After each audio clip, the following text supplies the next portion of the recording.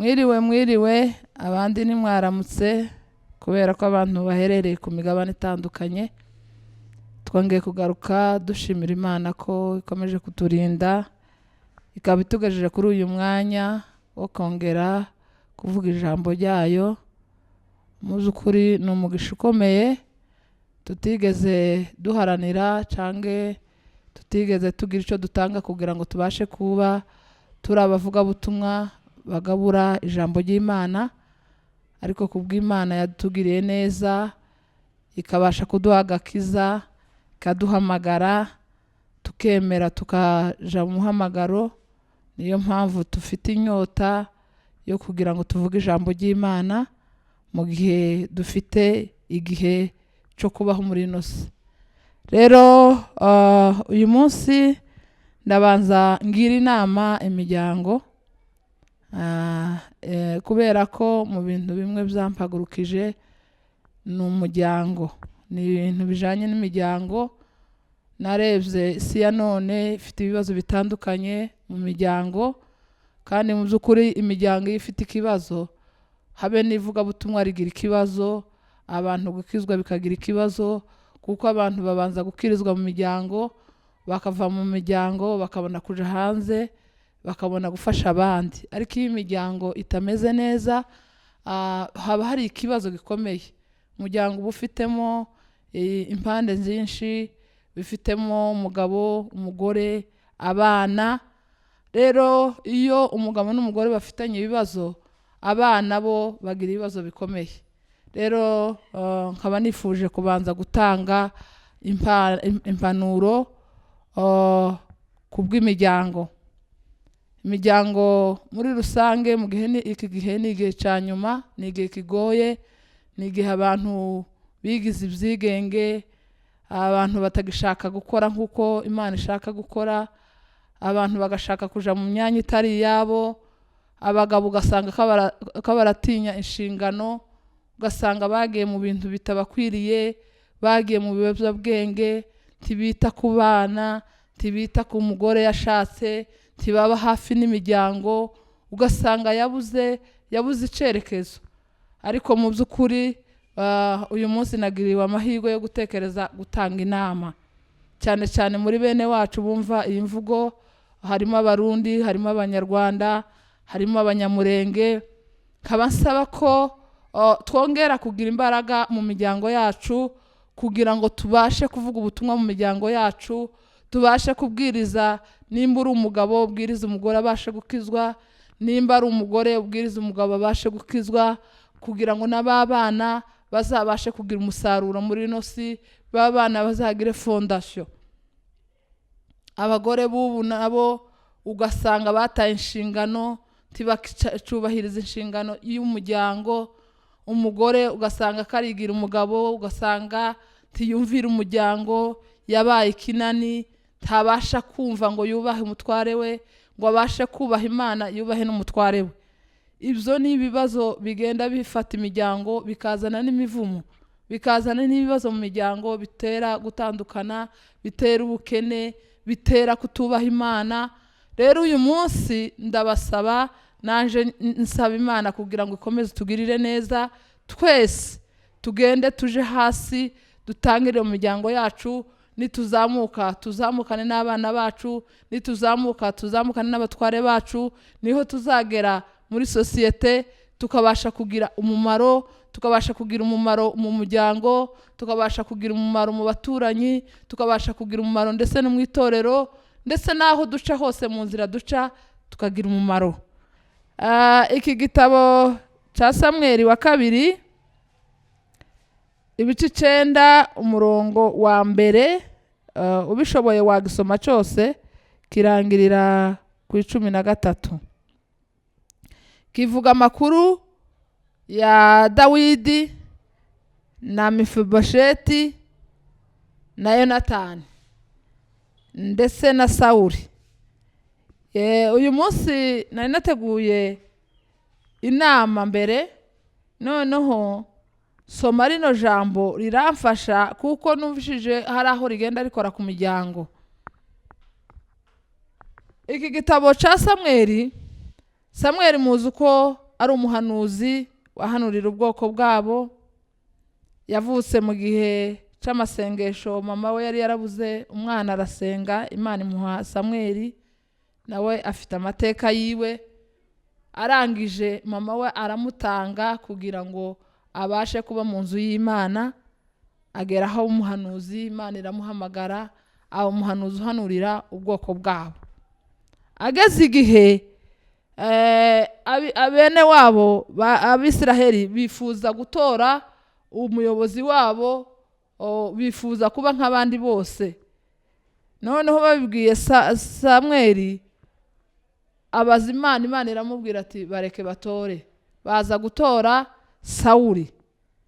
Bamaze kumutora Sawuli akora neza igihe gitoya. Amaze gukora neza igihe gito, ikindi gihe kirekire ntiyakora neza, ntiyubaha Imana. Uko gukora neza no kubaha Imana no kugendana n'Imana mu buyobozi wahawe cyangwa mu buzima bwawe. Noneho agenda akora amakosa, Imana ntiyamwishimira. Imaze kutamwishimira, ikintu naje gutekereza kijanye n'imiryango, akora nabi, Imana ntiyamwishimira, itora Dawidi, itoranya Dawidi. Nawe Dawidi yari muto mwabo, ntabwo yari yemewe, ntabwo yari afite uko batekereza bakuru be, ntabwo ariko bamutekereza. Ariko Imana iyo izireba gutandukanye nuko abantu bareba, itoranya Dawidi. Dawidi maze kumutoranya, Sawuli ntiyamwishimira. Amaze kwica Goliyati, Dawidi amaze kwica Goliyati, abagore bararirimba, ngo bamare kuririmba baramusingiza, bavuga ko yishe, mbese baramwishimira. Sawuli agira ishari, agira umwuka mubi umuzaho w'ishari. Umaze kumwuzaho, agenda ashaka uburyo yica Dawidi, agirire nabi Dawidi, agenda atamwishimiye kandi Imana yaramutoranyije.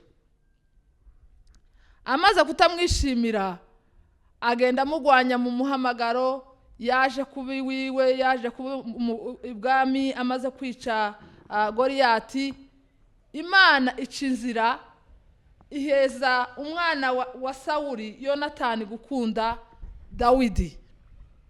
Amaze gukunda Dawidi, aramukunda, agera igihe bahana igihango. Agenda amubwira aho ashaka kumugirira nabi, amuba hafi, aramukunda, amugira inshuti, abana nawe mu buzima bwiwe. Igihe bari kumwe bakorana nawe, amuba hafi. Yonatani aramukunda bikomeye. Nararebye, Yonatani niwe wakunze Dawidi, kuko Dawidi we yari iwabo, niyo yari gukunda umwana w'umwami. Ahari wenda atamukunze, ntiyari gushobora kumugira inshuti. Ariko Yonatani akunda Dawidi. Aha ijambo ry'uyu munsi nabonye harimo urukundo rukomeye rwa Yonatani na Dawidi. Ikindi kandi hakabamo kubabarira, kuko imbere turaza kusanga uburyo yagiriye, yababariye, atekereza kwibuka umuryango wa Sawuli. Ikindi kandi natekereje ko harimo kugira neza. Habe n'abakuru baravuga ngo gira neza wigendere. Kugira neza kwa Yonatani kwabashije kuba umugisha ukomeye. Ikindi harimo kwibuka ibyo Imana yamugiriye iciye ku mugaragu w'Imana Yonatani. Arangije Dawidi, ibihe biragenda, Sawuli aza gupfa, Yonatani arapfa, ab'umuryango wa Sawuli barapfa. Kuko iyo utubasha Imana, hari igihe ugapfa nabi, ugapfa urupfu rubi, rugafata abana bawe, umuvumo ugafata abana bawe bakagendera ku bibi wakoze, bagahura n'intambara, bakaba bopfa, bakaba bogirirwa nabi kubera ko witwaye nabi. Sawuli yitwaye nabi ava ku ngoma, yitwara nabi, atuma apfa, abana be barapfa, umuryango we urapfa. Urangije gupfa, kuko Imana yari yaratoranyije Dawidi, imugeza ku cyo yamutoranyije, yicara ku ntebe arayobora, kandi atari uko yari yarize, kubera ko Imana yari yamubonyemo umutima w'imbabazi, yari yamubonyemo umutima wo guca bugufi, yari yamubonyemo umutima wo kubaha Imana, yari yamubonyemo gushima Imana. Arangije Dawidi amaze kwicara ku ntebe, nawe yaje kuntangaza bikomeye. Nabaje gutangazwa na Yonatani ukuntu yakunze, akunda Dawidi, aramukunda, ageraho bahana igihango. Noneho amaze gupfa, Dawidi nawe yibuka ineza Yonatani. Bene data, dukore neza, tugendane n'Imana. Imana izaha umugisha umuryango wacu, izaha umugisha abazadukomokaho, izaha umugisha abantu bazatugirira neza, izaha umugisha abazatwifuriza umugisha, kuko niko ijambo ry'Imana rivuga. Abo Imana yahaye umugisha ugomba kubasabira umugisha, kuko Imana yawubahaye, yabonye ko bawukwiriye. Ariko mu gihe abantu benshi bagwanya abantu bahamagawe cyangwa bakagwanya abakozi b'Imana, bazirinde cyane batazahura n'ibibazo bitwara nabi kubera ku bantu Imana yahamagaye. Arangije Dawidi rero aza kuntangaza. Turacari mu ijambo ry'umuryango, gukora neza, ukubaha Imana mu muryango, ugakora inshingano zawe mu muryango, ugasengera abana bawe, ugasengera umutware wawe cyangwa ugasengera umufasha wawe, ugakora inshingano zawe kuko Imana yazivuze, ukagendana n'Imana, ukubaha abantu. Bigira umumaro ku muryango wawe, bigira umumaro muri sosiyete, bigira umumaro mu buzima bwawe, bigira umumaro mu isi. Arangije Dawidi amaze kwicara ku ntebe, ntiyigeze yibagirwa, yibutse ineza Yonatani yamugiriye. Ineza y'umuntu imutera gukundwa. Ineza y'umuntu ibasha kumugirira neza mu gihe cy'ibibazo. Mu gihe cyangirente, ineza yawe ibasha kukurengera, ikakubera ikiraro kikwambutsa bya bibazo. Arangije yibuka ineza ya Yonatani, aribuka hari igihe abantu Imana izibagirira neza, ikabagirira neza, ariko ntibabashe kwibuka. Bagera imbere bakumva ari ibisanzwe, bakumva byari bigomba kuba, ntibabashe kwibuka Imana yabagiriye neza, ntibabashe kwibuka abo Imana yaciyeho kugira ngo bagirire neza. Arangije arabaza ngo se nta muntu waba warasigaye wo mu muryango wa Sawuli? Iki kintu cyarantangaje kandi cyaranejeje.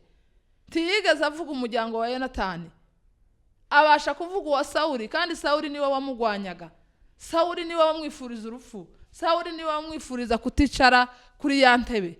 Ariko iwe aramubabarira. Amaze kumubabarira aravuga ngo nta muntu wasigaye mu muryango wa Sawuli ngo mugirire neza ku bwa Yonatani. Bene data, ineza y'umuntu izituma hari ikintu kiba mu muryango w'umuntu. Arangije ngo baramubwira ngo hariho uwari umugaragu wa Sawuli witwaga Siba.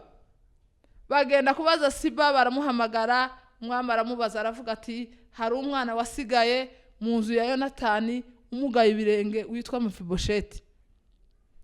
Arangije aramubwira ngo se ari hehe? Aramubwira ngo ari Lodebayi kwa Makini mwene Amiyeli. Arangije arabahamagaza, baraza ngo bashike Mefibosheti ngo aramuramya. Arangije Dawidi aramubwira ati humura. Dawidi yari yuzuye umutima w'imbabazi. Kera yari yarababariye Sawuli, nubwo yari yarapfuye, yari yaramubabariye kuko yibutse umuryango we, kandi ntiyavuga Yonatani, ahubwo yibuka umuryango wa Sawuli. Bene data, tugire umutima w'imbabazi niyo twahura n'abanzi, dore ko muri ino si abanzi baba ari benshi, intambara ni nyinshi, ibihugu bizana abanzi, abaturanyi haba harimo abanzi, abo mubana mu masosiyete haba harimo abanzi, ariko ikintu kiba gikenewe ni ugushira imbabazi mu bugingo bwawe. Nico kintu kizadufasha, nico kintu kizatuma Imana natwe tubabarira. Arangije agira imbabazi, yibuka umuryango wa Sawuli. Ico nico cyatumye ntekereza ko hari harimo imbabazi. Nyuma yabwo aza kwibuka ineza ya Yonatani, agirira neza wa mwana we, amugarurira imisozi ya sekuru, amwicaza ku ntebe ye, aravuga ngo bazuza basangira. Yibuka igihango bahanye n'umuntu utagihari. Ubu nyine abantu biki gihe umuntu akugirira neza, wamara kugera imbere ukibagirwa. Kirazira kwibagirwa umuntu wakugirira neza. Iyo wibagiwe tuba wibutse Imana yakugiriye neza. Arangije uyu mwana Mefibosheti amaze kumubwira ayo magambo, ngo aravuga ati se niki cyatumye unkunda njewe umeze nk'intumbi yimbwa. Urumva yari isuzuguye bikomeye, yabonye ko bimurenze, kandi koko byari bimurenze. Yari ikimuga, yari umuntu ufite fo na ruguru, yari iyo ngiyo, yari yaragiye kuba mu miryango y'abandi, ntiyarazwi, ariko ineza ya se ituma abasha kwibukwa n'umwami. Ese twebwe niki Imana itwibukiraho? Niki abantu bazatwibukiraho? Niki twakora cyatuma Imana yongera kutugirira neza? Niki ubwoko bwacu twakora kugira ngo Imana itugarurire igihugu? Niki twakora kugira ngo imiryango yacu igire umugisha?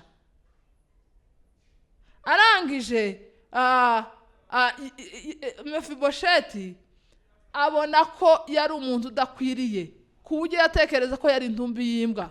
Hari igihe Imana izitugirira neza ikadukura kure cyane, ikadukura ahantu abantu batadutekerereza, ariko Imana ntaho itakura umuntu, nta mateka itohindurira umuntu. Ugihari gusa wubaha Imana, Imana yaguhindurira amateka. Waba uca mu bibazo bikomeye, waba uri imfubyi nka Mefibosheti, waba uri umupfakazi, waba uri umuntu ugwaye, waba uri umuntu ukenye, waba uri umuntu uri mu buhunzi, waba uri umuntu uciye bugufi, nta muntu Imana itagirira neza ngo imuhindurire amateka. Ariko icyo dusabwa ni ukubasha kuzirikana icyo Imana yadukoreye.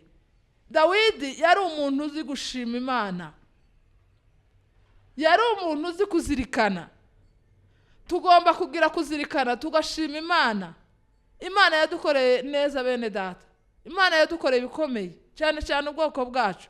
Turagenda mu bihugu twarahunze iwacu, twagera mu bihugu aho dushitse abanyagihugu bakatubona turi abantu ubagaciro, bafite ubutunzi, babayeho neza. Ico ni ikintu Imana yatugiriye neza tugomba kuzirikana. Yaraduhishe mu mahanga, nubwo twahura n'ibibazo bikomeye izimenye uko bigenza kugira ngo duhishe, kandi ikagendana natwe mu bihugu bigoye, ikadutunga, ikatugaburira abana bakarya, abandi bakiga, tukishura amazu y'abandi. Taca Imana itadukoreye. Tugomba gushima Imana, tukigisha abana bacu gushima Imana, tukigisha abatware bacu gushima Imana, tukigisha imitima yacu gushima Imana, kugira ngo Imana ikomeze tugirire neza. Rero imiryango yacu tugarukira Imana, dukunda Imana, twigisha abana bacu Imana izatugirira neza mu miryango, izadukiriza igihugu, izatugira abakomeye, kandi tuzajana ubutumwa hirya no hino. Rero reka dusenge dushima Imana kubwira ijambo Imana yaduhaye uno munsi kugira ngo tuganire, tubashe kuganira. Kandi mu by'ukuri iyo usoma ijambo riza ribanza rikagufasha, ryaramfashije, ryatumye ntekereza byinshi, kubera kugira neza, kubera kubana n'abandi amahoro, kubera gushima Imana. Imana izitugirira neza. Reka dusenge. Imana ikomeye, Imana igira neza, turagushima kandi turaguhimbaza. Tugushimiye kuko utugiriye neza, tukaba tubashije kugera hano dutanga ijambo ryawe, ukaba waratwizeye ukaduha umurimo wawe kugira ngo Umwami tubashe kuvuga ubutumwa. rero mwami Yesu turi abantu buntu, turagusaba kugira ngo udushoboze tubashe kugira umumaro muri ino si, tubashe kuvuga ubutumwa bwawe, isi ya none igarukira Imana, abantu ba none bagaruke bubaha Imana. Ikindi kandi Uwiteka nyir'ibihe, tukweretse ijambo ryawe tumaze kuvuga ni iryawe, turagusaba kugira ngo ubashe kudusuka amavuta yawe, kugira ngo tuvuge ijambo ryawe nk'uko bikwiriye kandi dukore nk'uko bikwiriye. Isi ya none turagusaba kugira ngo ubashe kubana natwe, ubashe kutugirira neza, ubashe kugarura amahoro mu isi ya none, ubashe gufasha abantu b'iki gihe gutunga Imana no kubasha gushima Imana no kubasha kuzirikana imirimo n'ibitangaza udukorera, ubashe kubana na buri muntu wese. Turakweretse abantu benshi bararushe, abantu benshi bararemerewe, abantu benshi bari mu bibazo bigoye, abantu benshi kabararira, abantu benshi kabarahohoterwa, abantu benshi bafite ibibazo bitandukanye, imfubyi zabaye nyinshi, abapfakazi babaye benshi, impunzi zabaye nyinshi, isi ya none ifite ibibazo bikomeye. Turagusaba kugira ngo mwami wongere wibuke isi ya none, utanga amahoro, kuko waravuze ngo nidutegwa n'intambara, tugategwa n'amakuba akomeye, abantu bawe bakaza imbere yawe, uzabumva uri mu ijuru, ubakiriza igihugu, uzabumva uri mu ijuru, udutabare, kuko waravuze ngo nidusaba tuzohabwa, nidukomanga tuzakingurirwa. Turakweretse mwami ibihugu byacu byatewe n'intambara, abantu ba none batumvikana, turagusaba kugira ngo ubashe kubahindura imitima yabo, yongere igushime, yongere iguhimbaze, yongere ivuge gukomera kwawe, yongere mwami ibe hafi nawe, kugira ngo mwami wongere utanga amahoro. Rero ijambo ryawe mwami komeza urikomeze, komeza utube hafi, kugira ngo tubashe gukora umurimo wawe nk'uko bikwiriye. Umurimo wawe dukomeje kuwukwereka, wabashe gutanga umwana wawe Yesu kugira ngo ucungure abakristu, icungure abantu bose bazakira Yesu nk'umwami n'umukiza. Tukweretse abatarakizwa, abantu batarakizwa bakiri umwijima, abantu bakiboshwa n'iby'isi, abantu bagifite irari ry'iby'isi. Turagusaba kugira ngo Mana ubashe gutanga amazi amara inyota, abantu babashe gushira inyota, abantu bagire gushima Imana, abantu bagire kumva Imana. Tubisaze tubyizeye kandi tubyiringiye none n'ibihe byose, ni mu izina rya Yesu w'i Nazareti, amena.